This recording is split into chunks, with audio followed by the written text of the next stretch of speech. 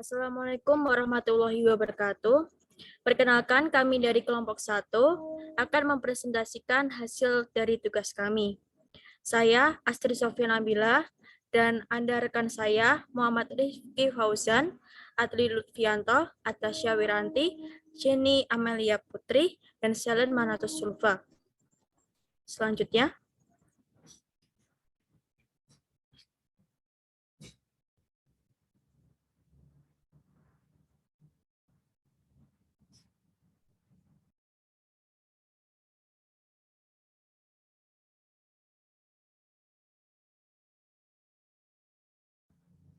nah, di sini, jika Volkswagen memutuskan untuk menambah peralatan pengolahan, outlet apa yang mungkin dapat digunakan Volkswagen untuk memasarkan produknya? Jadi dalam menambah peralatan pengolahan, pasti jumlah barang yang diproduksi juga dapat meningkat. Oleh karena itu, outlet yang dapat digunakan dalam memasarkan produk, yaitu dapat memasarkan produknya melalui e-commerce seperti Shopee, Tokopedia, dan lain sebagainya. Maupun juga dapat secara offline seperti toko grosir, dan lain-lain. Yang kedua, sebutkan dan kemungkinan jenis organisasi bisnis yang sesuai untuk perusahaan Kemiri Volkswagen dan memberikan 2 keuntungan dan 2 kerugian untuk setiap jenis organisasinya. Jadi 2 yang dapat menjadi kemungkinan bisnis Kemiri Volkswagen yaitu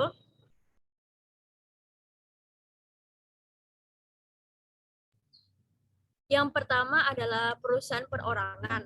Kelebihan perusahaan perorangan ini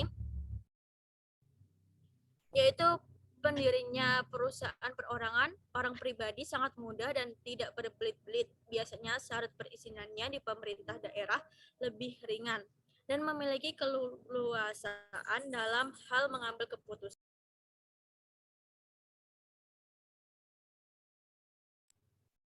Baik menentukan arah perusahaan atau hal-hal yang berkaitan dengan keuangan perusahaan.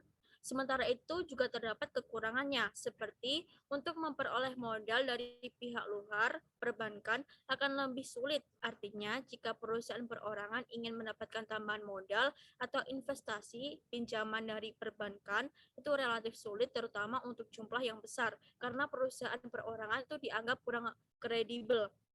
Perusahaan akan sulit berkembang jika menggunakan bentuk perusahaan perorangan, dikarenakan kesulitan dalam mengelola usaha yang hanya berada dalam satu tangan. Kemudian yang kedua ada perusahaan berbentuk CV, perseroan komanditer. Kelebihannya yaitu terdapat kemungkinan mengumpulkan modal lebih besar, memungkinkan diadakan spesialisasi dalam pengolahan. Juga terdapat kekurangannya, yaitu sering terjadi perbedaan pendapat antara sekutu-sekutu, terus relatif sulit untuk mengumpulkan modal. Yang nomor 3 yaitu salah satu pertimbangan terpenting yang harus dilakukan oleh petani kemiri adalah penentuan penerbangan pohon kemiri asli dan menggantinya dengan varietas pohon yang lebih baik. Pohon kemiri asli menghasilkan sekitar 750 pohon per hektar pohon. Pohon kemiri yang ditingkatkan dapat menghasilkan sekitar 1.250 pohon per hektar.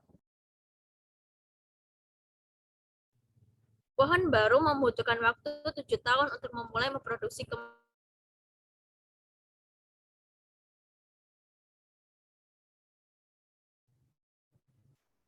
berapa tahun yang diperlukan untuk menutup atau memulihkan investasi dalam mengganti kebun asli dengan pohon yang lebih baik dengan asumsi harga rata-rata $3 per pon. Biaya 3.000 dolar untuk mengganti pohon asli dengan varietas pohon yang lebih baik. Jadi di sini diketahui pohon aslinya yaitu 750 pon per hektar. Serta waktu yang dibutuhkan sampai panen yaitu 7 tahun, sementara harga rata-rata $3 per pon, biaya modalnya yaitu 3.000 dolar.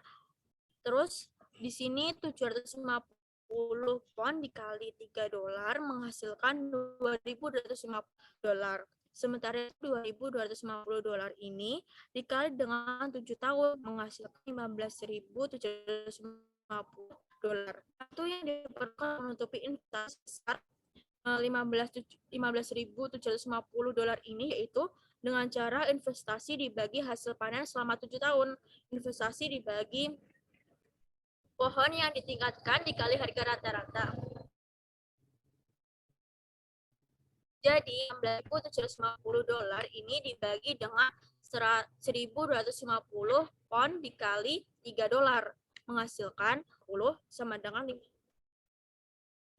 Maka waktu untuk memulihkan investasi keseluruhan yaitu 7 tahun ditambah 5 tahun menghasilkan 12 tahun. Setelah itu akan disampaikan oleh rekan saya. Baik, selanjutnya nomor 4, bagian dari membangun bisnis yang sukses dalam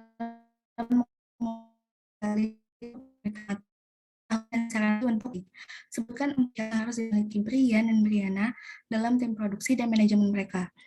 4 spesialis yang harus dimiliki Brian dan Briana dalam tim produksi dan manajemen mereka ialah spesialis keuangan yang bergerak mengatur keuangan dalam berbagai aspek. Selain itu juga terdapat spesialis strategi yang memiliki peranan penting dalam mengatur strategi perekonomian.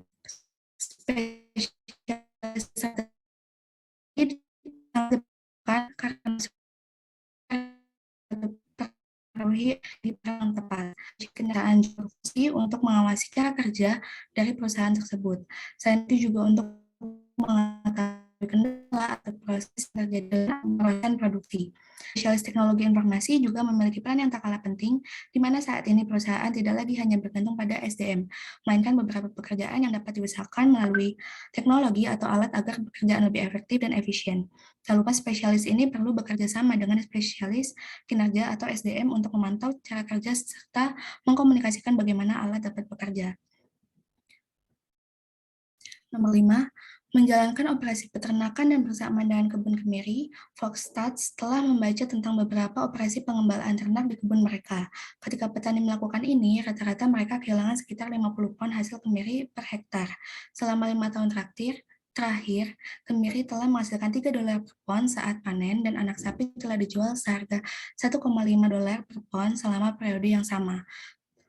Yang A, pertama, jika Volksstadt tetap melakukan pengembalaan ini, berapa total kerugian produksi kemiri dalam pon. Dapat diperhatikan pada layar proses perhitungan, didapatkan hasil kerugian sebesar minus $13,825. Yang kedua, berapa kerugian pendapatan dari operasi kemiri akibat pengembalaan ternak? Diketahui dalam 5 tahun terakhir, kemiri dapat menghasilkan $3 per pon.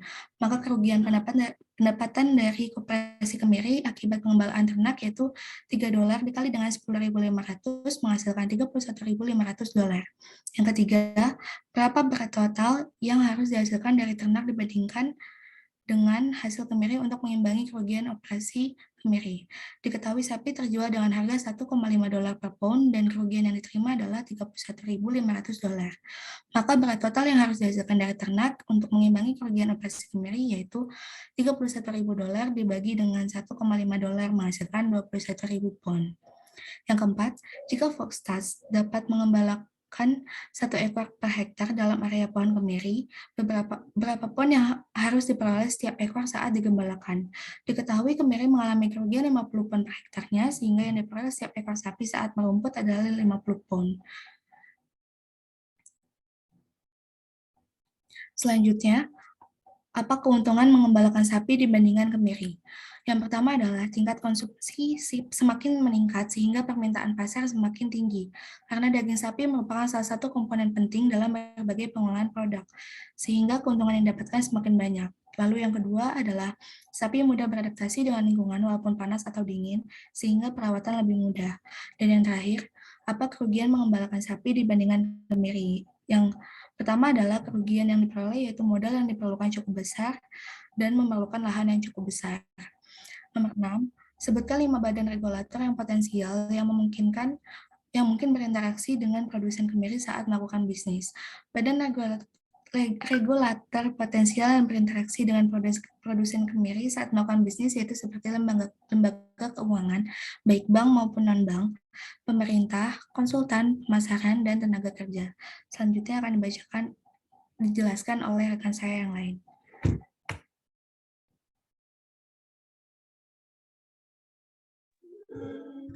Selanjutnya nomor 7 akan saya jelaskan. Di sini ada keterangan bahwa dikatakan berapa total biaya kebun, berapa total biaya langsung per hektar, dan berapa pendapatan bersih kebun tersebut.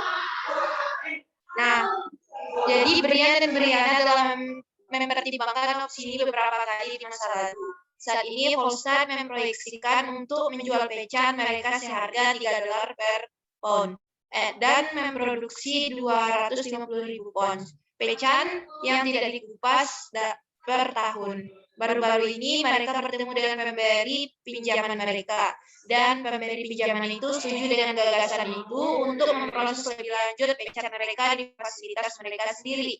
Dia mengatakan kepada mereka bahwa bank akan menawarkan pinjaman 7 tahun dengan pembayaran tahunan yang sama dengan bunga 6,5%.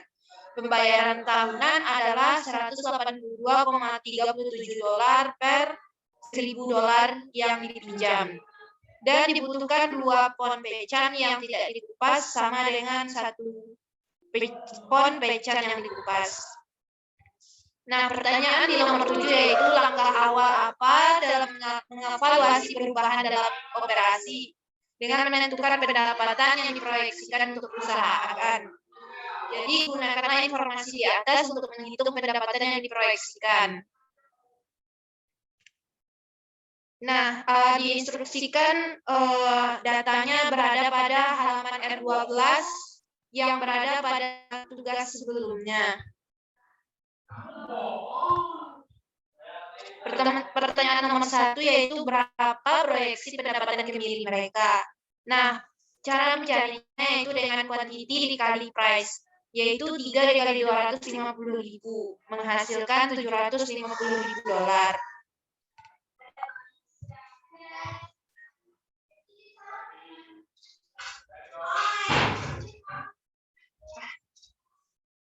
Yang kedua, berapa proyeksi pendapatan kemiri mereka?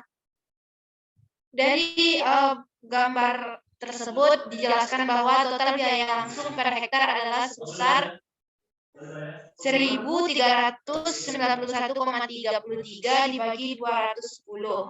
Hasilnya yaitu 6,625. Pertanyaan yang ketiga yaitu berapa total biaya overhead per hektar? Nah, jadi total biaya overhead per hektar adalah sebesar 434,27 dibagi 210, menghasilkan 2,068. Yang D, berapa total biaya per hektar? Total expense per hektar yaitu dengan cara biaya langsung ditambah dengan biaya overhead, yaitu menghasilkan 8,69. Pertanyaan yang E yaitu berapa total biaya untuk perkebunan? Total biayanya yaitu total expense per acre dikali total acre of the orchard, yang menghasilkan $1.825. Dan pertanyaan yang terakhir yaitu berapa pendapatan bersih kebun tersebut? Pendapatan bersih kebun tersebut dihasilkan nomor 8, Brian dan Briana berpikir jika mereka akan melakukan investasi dalam proses peralatan, mereka akan dapat menjual kemiri yang sudah dikupas seharga $10 per pon. Berapa pendapatan marginal per pon pecan yang dikupas yang akan diterima pertanian jika mereka menambahkan kapasitas pemrosesan? Dibutuhkan 2 pon pecan yang tidak dikupas untuk menyamakan 1 pon pecan yang dikupas. Nah, pertanyaannya yaitu pendapatan marginal per pon pecan kupas yang akan diterima jika mereka menambahkan kapasitas pemrosesan. Rumusnya yaitu MR sama dengan delta TR per delta Q menghasilkan $4. Yang ke-9, Mereka berpikir bahwa biaya variabel tambahan untuk operasi tenaga kerja dan mesin operasi akan menjadi 1,7 dolar per pon pecan dikupas. Jika pertanian berjalan, harus mendapatkan tambahan 1,5 dolar per pon pecan kupas untuk risiko mereka dan menambahkan tenaga kerja di pihak mereka. Jadi berapa banyak pendapatan marginal yang dapat disumbangkan untuk membayar biaya tetap? Caranya yaitu pendapatan marginal sama dengan 250.000 dikali 0,2 dolar menghasilkan 50.000 dolar. Pertanyaan ke-10, berapa banyak uang tunai yang harus disumbangkan Volstad setiap tahun untuk biaya tetap?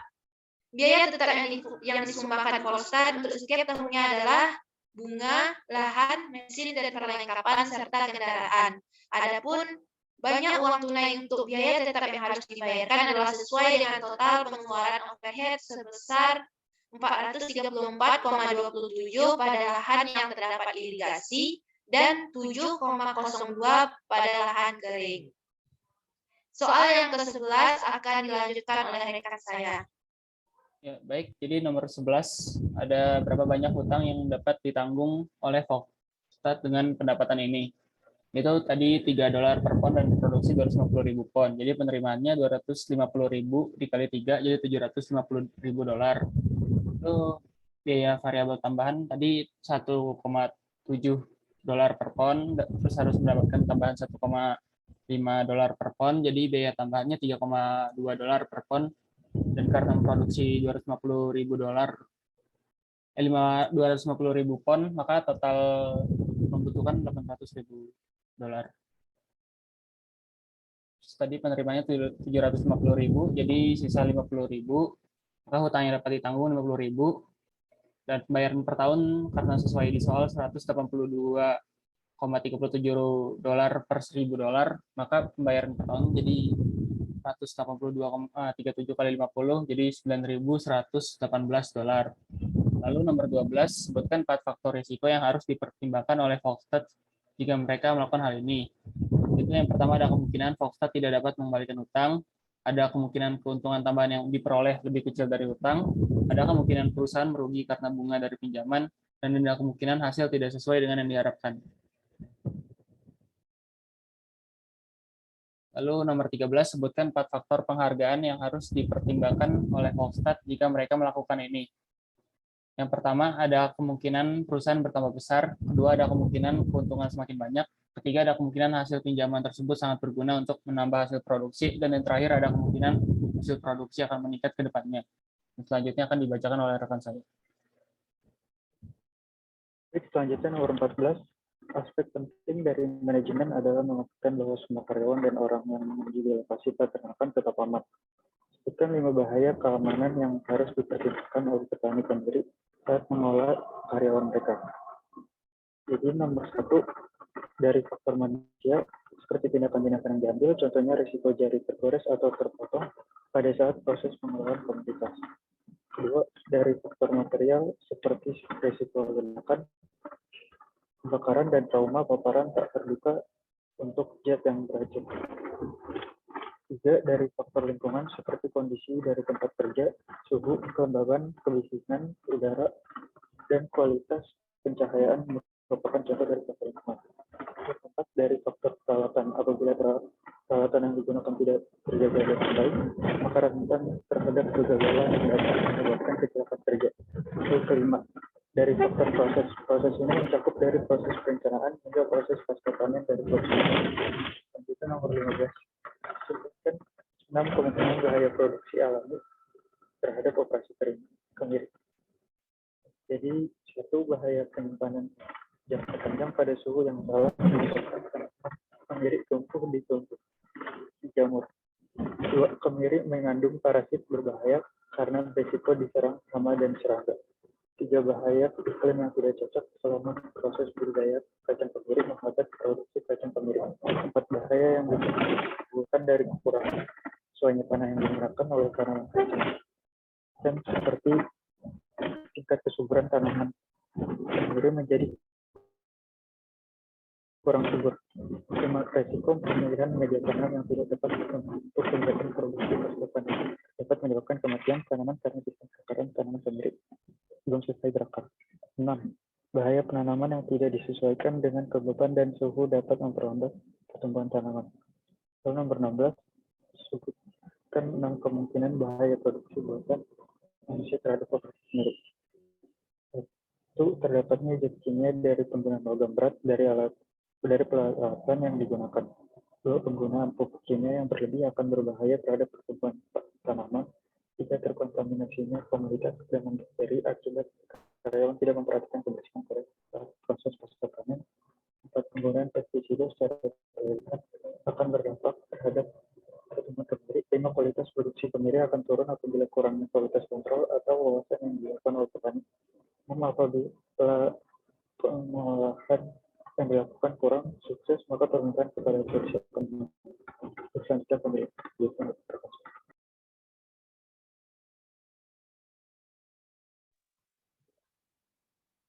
Selanjutnya, pertanyaan 17, apa 4 cara yang mungkin mereka dapat berpotensi meningkatkan pendapatan mereka? 4 cara untuk meningkatkan pendapatan petani kemiri yaitu yang pertama, mengganti tanaman yang menghasilkan produksi lebih rendah dengan tanaman yang menghasilkan produksi tinggi, yaitu dengan memilih bibit yang berkualitas dan unggul. Yang kedua, meningkatkan efisiensi kegiatan produksi untuk menghasilkan produk yang berkualitas tinggi. Yang ketiga, melakukan pemasaran langsung maupun tidak langsung kepada konsumen bisa melalui media massa saat ini. Yang keempat, meningkatkan kegiatan ekspor produksi ke berbagai negara. Selanjutnya, pertanyaan yang ke-18, jika platform TikTok. TikTok merupakan salah satu platform yang banyak digunakan. Pertanyaan yang ke-18, jika Vlograts memilih untuk menambahkan pemrosesan, mereka mungkin juga mempertimbangkan untuk menambahkan promosi pemasaran konsumen. Secara langsung, media sosial merupakan aspek penting dalam mengembangkan basis pelanggan setia untuk usaha kecil. Sebutkan 2 platform media sosial dan mengapa mereka efektif. Yang pertama, platform TikTok. TikTok merupakan salah satu platform yang banyak digunakan oleh berbagai kalangan saat ini. Platform ini selain digunakan untuk mengunggah video yang berdurasi pendek, juga sering digunakan untuk promosi berbagai produk dengan pemasangan iklan atau melakukan endorsement. Pada produksi pertanian kemiri ini, produsen bisa membuat akun TikTok untuk mengunggah video tentang proses penanaman sampai pengemasan kemiri tersebut agar